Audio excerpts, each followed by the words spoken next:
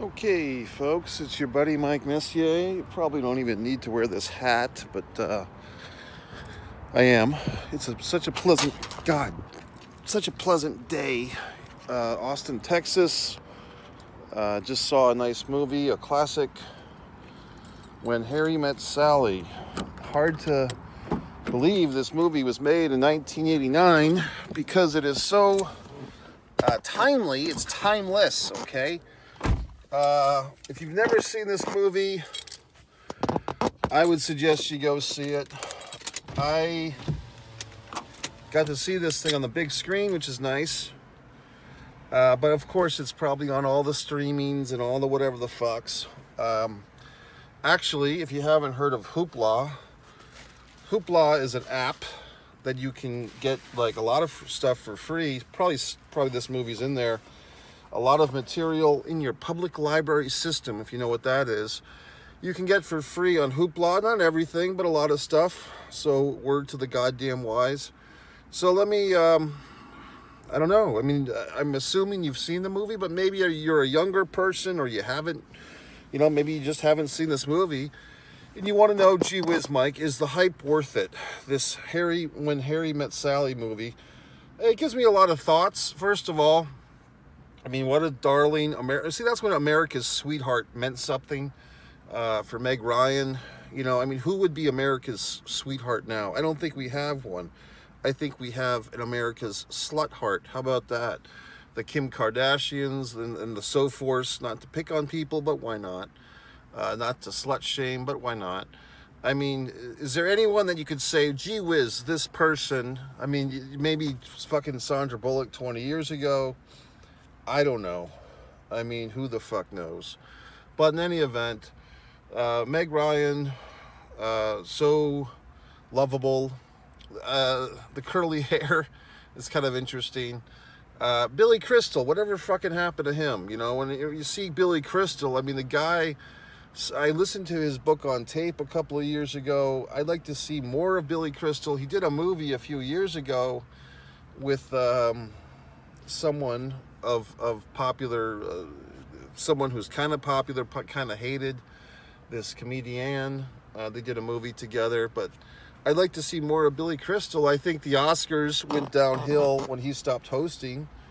I think Billy Crystal was like a guy, he puts on a fucking tuxedo, he comes out, he's chipper, he makes people feel good about themselves, good about filmmaking, good about Hollywood. Light-hearted jokes, song and dance man, makes you feel good, but not a kiss ass like a Jimmy Fallon type, who's just whimpering and always just coddling. Billy Crystal was just a real sharp fucking entertainer, and I think we need, I don't think he's that old. I think he could just come back and do his thing. I would think about Billy Crystal, it's like this movie, When Harry Met Sally, I really feel it's like the spiritual predecessor in some ways, in many ways, in so many ways, to the Seinfeld show, the Seinfeld Chronicles, later just Seinfeld. That New York kind of shticky, quick dialogue, humor. The Sally and Harry relationship is not too different from Elaine and Jerry on Seinfeld. Also, when I think of Billy Crystal, like this was kind of the guy that was like the Tom Hanks guy before Tom Hanks was Tom Hanks. And, Meg Ryan was kind of the transitional co-star for those two, or, co-lead, not that she's their surrogate or their support system.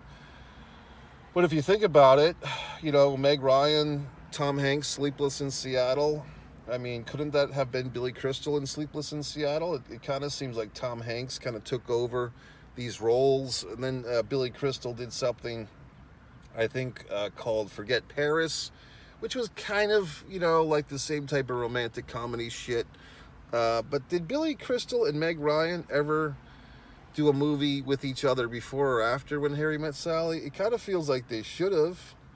I mean, maybe they didn't want to feel like they were trying to reunite the fucking Harry and Sally chemistry, but I mean, what else are they going to do? I mean, I can't think of them doing another movie together beyond this, but I wish they had. I don't know if it could have matched it. I mean, but I guess you didn't. Well, the other thing that I get from this whole experience of watching this movie is like life is just so fleeting, folks. I mean, you look at the people in this movie. Carrie Fisher, she's no longer with us.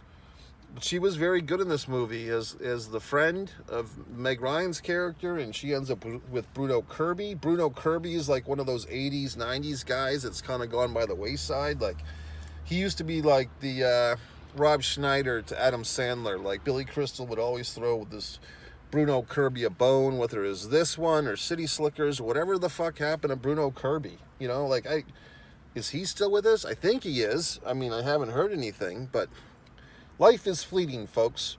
It also seems, in my humble opinion, you know, I think life was just more enjoyable without some of our modern conveniences. Of course, how would you modernly, conveniently enjoy my film review without this phone that I'm using? So hypocrisies abound. So, you know, these instruments that we use, you know, they affect our retention, they affect our attention span, but yet here I am using this wonderful smartphone for your enjoyment of my review. You can't really, I mean, how do you criticize this movie? I mean, the only kind of unturned thing in this thing, the documentary sort of style, like basically you're seeing all these couples, all these elderly couples for the most part, are discussing their marriage, and then we cut to, and that's kind of like the time breaks for the story, which takes place basically over 12 years and 3 months with these two, Harry and Sally. They go from college in Chicago, 1977, then they go to New York. And I do give them credit. I mean, they're great actors. Obviously, the two of them, I don't know how old they were when this movie was filmed. I guess somewhere between 35 and 40. And they're basically playing characters from age 20 to 30. I mean, I think Meg might have been 5 or 6 years younger than Billy Crystal. But they're playing characters with a 12-year lifespan, and they're not doing major... They had no fucking CGI. It's just actors acting well. And I think they did give Billy a bit of a hairpiece for his 20-something, which looked pretty good. I mean, the two of them as college students, it's good that we don't harbor in there for too long because they don't really look like they're 21 years old, you know, recent college graduates. They do look a bit older, but, you know, it's a movie, so we go with it.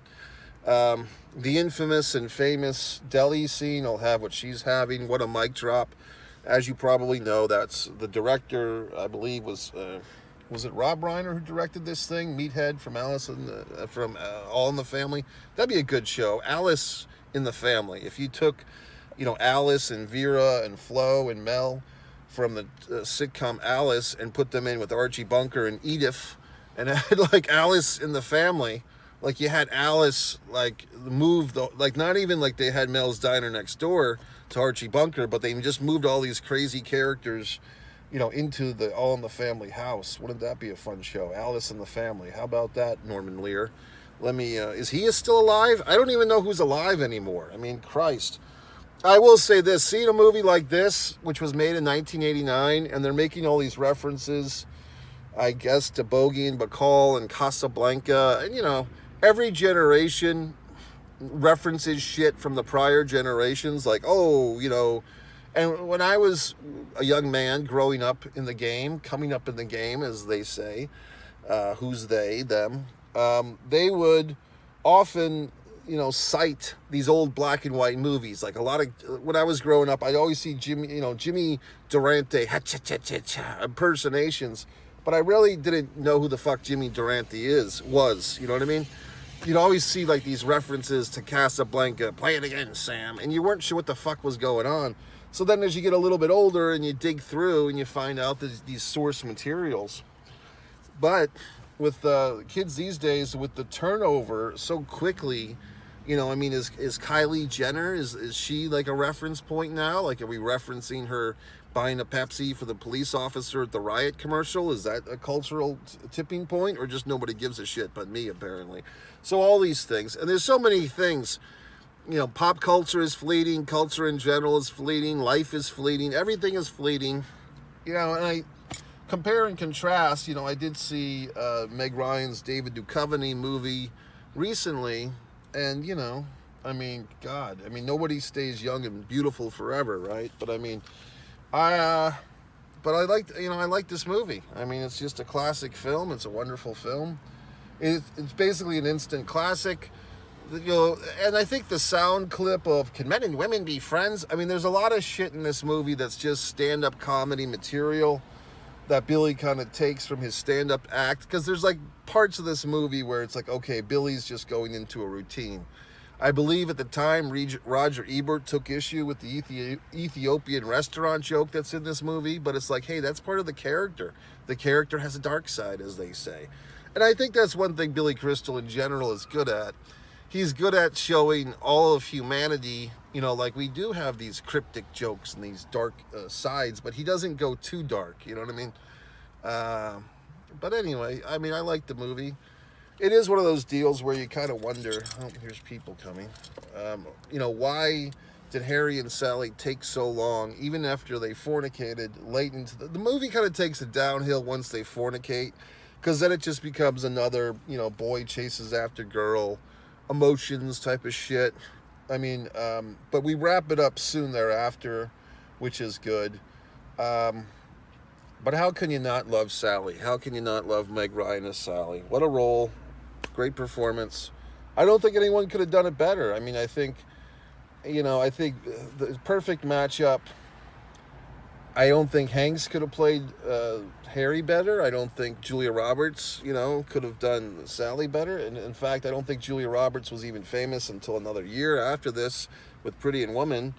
And she was probably, 5 or 6 years younger than Meg Ryan, so it wouldn't look too right with her and Billy. And she's so tall, Julia Roberts. So anyway, I just like the movie. I'm glad that no one's ever tried to make a sequel of it or a remake of it. Can you imagine if they try to take some shitheads, Sydney Sweeney and whoever the fuck, whoever. I can't even think of any asshole that could pull this off. You know what I mean? But I like the movie. Blah, blah, blah. A lot of good stuff. A lot of good speeches. Billy, I love that little wrinkle in your fucking eyebrow. Whatever the fuck. So, I'm being distracted right now. I mean, I don't want to exploit anybody, but I have to say that when I went into the theater, the ticket taker for my phone app, because I used my phone app, was a as they might say, a little person, and I always feel like I'm going to have a good day when I interact. Like, I don't want to be exploitive, but I just feel like if I encounter a little person, like, I'm going to have a good day. Like, it's a little sign of luck for me, and I guess those folks, they could say, hey, if I encounter a tall person, I'm going to have a good day. So every day could be a good day for them. See, that's dialogue. There's a few things about this movie I didn't like. When Bruno Kirby's character says, I'm a writer, I know dialogue. Like, how does some of these things in this movie work is like, the dialogue is so quick and back and forth, but the music is a good contrast, because you've got the Harry Connick music. He was a big thing in that era. He was a big thing, like a nostalgia guy, like a retro guy, the big band sound and all that crap. And then you've got, it had to be you, whoever the fuck that was. I don't know who the fuck sang that. I mean, was it the guy with the blew up the cheeks and the trombone? Was that him? But I mean, you have all these like classic kind of love songs that are kind of slow and melancholy. And then you have the witty back and forth dialogue. You would think, well, this movie, it's all talking, it's all dialogue. This is not going to be a big budget. But if you think about it, they do have NFL footage from the Buffalo Bills. They're shooting, I believe it's actually New York City, so I'm sure they had to cut off some streets and some locations. There's a guy in a cowboy hat walking around now with a dog. I am in Texas, so you see things. Anytime I see someone walking around with a cowboy hat, I kind of think like they're rich or famous. Like, you know what I mean? Like, shouldn't that be reserved for rich and famous people to walk around with a cowboy hat? You know what I mean? But I guess here in Texas, it's expected. You know what I mean? You're supposed to walk around with a cowboy hat. So, I mean, I've seen a cowboy, I've seen a little person. I mean, this is This is an all-star day for me. There's a Bath and Body Works with somebody coming out. Very exciting. Before the movie, I was trying to get some yogurt into my system, into my chest, my stomach. I like to eat yogurt first thing in the morning. I'm here in Austin, Texas for this film festival. I do not have my own personal refrigerator. I don't know where anything is. Austin's very difficult to drive around. So I find this movie theater first, and I'm like, hopefully there's a grocery store near it, and there kind of was. But it's this thing called Fresh Market. It's basically Whole Foods, same type of operation. Fucking huge, cavernous place. Has this giant, and everything's bigger in Texas, this giant cafe. I mean, huge, like the size of maybe 200 people can sit in this thing. And I'm just looking for a fucking thing of yogurt because I'm like rushing. It's 12:01. The movie's supposed to start at 12:05. And the fucking store is so big, and there's so many goddamn people in this Fresh Market walking near me. Just people walking and furiously walking. And I'm like, I just need some space from you assholes. Like, can all you people that know where you're going, go there, and I'll just patiently walk and look for the fucking yogurt? Point is, I couldn't find any fucking yogurt, and I didn't want to ask anybody. I didn't want to talk to anybody. And some asshole guy was like, I could hear his little footsteps. Like, this guy was not a little person, so it would have been more fun. He was like 5'8", and just like walking like very, furiously behind me, that he's upset that I'm, moping around the goddamn aisle looking casually for yogurt. I'm still waking up at this point. And eventually I just said, to hell with it. Like, I can't look for yogurt. There's too many people in here right now. There's hot chicken in the fucking things, like $5.99 for a whole hot chicken. They're very exciting. And I'm like, I'd really like to sit here and eat this hot chicken and a fucking thing of yogurt and take my time. But it's 12:01. The movie starts at 12:05. Well, shit be my sister. Guess what? By the time I got to the theater, yes, I was the only one in the theater. Regal Cinema once again. Nice reclining seat. Huge seat. Jacksonville, take note, Regal Cinema. I mean, the seats here in fucking Austin are nice recliners in this Regal. This Regal is a great cinema. And I'm sitting there. I'm the only one by myself in this whole giant theater watching When Harry Met Sally. I'm closing the doors because I don't want to hear other movies going on. I'm reclining. I'm taking off my shoes, thank you very much. I'm cracking my neck. And I'm enjoying myself like I'm the president of the goddamn United States, because I'm sitting there watching this wonderful film in my private screening room. And, I just enjoyed it. So what can I tell you? But I mean, the point is, I didn't get to have my nice meal. I just had to tell myself, hey, look, the movie's only an hour and 46 minutes.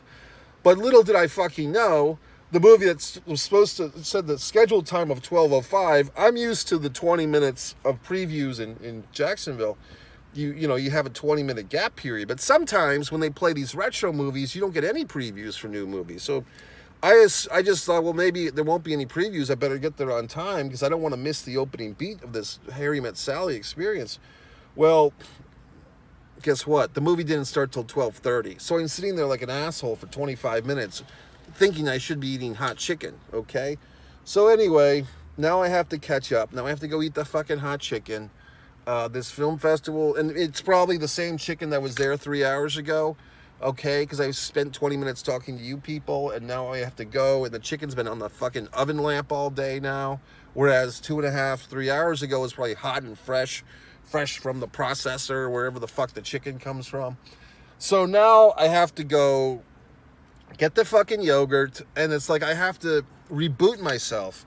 But I was so tired before this movie, and I just, catching up on sleep and all these people and driving around Austin, so difficult with the traffic and the speed. Everyone's so happy to drive fast around here with these on-ramps that are so sudden, and it's so scary. So anyway, folks, that's the idea. Well, I will see you later. MikeMessier.com. Distance from Avalon. You can actually buy my fucking book. All these asshole friends of mine say, oh, gee whiz, Mike, you do so much. You write so many books. You make so many movies. Well, subscribe to the goddamn YouTube channel. Buy a fucking book. I mean, Christ. Do I have to spell it fucking out for you? Apparently I do. Do your fucking part to support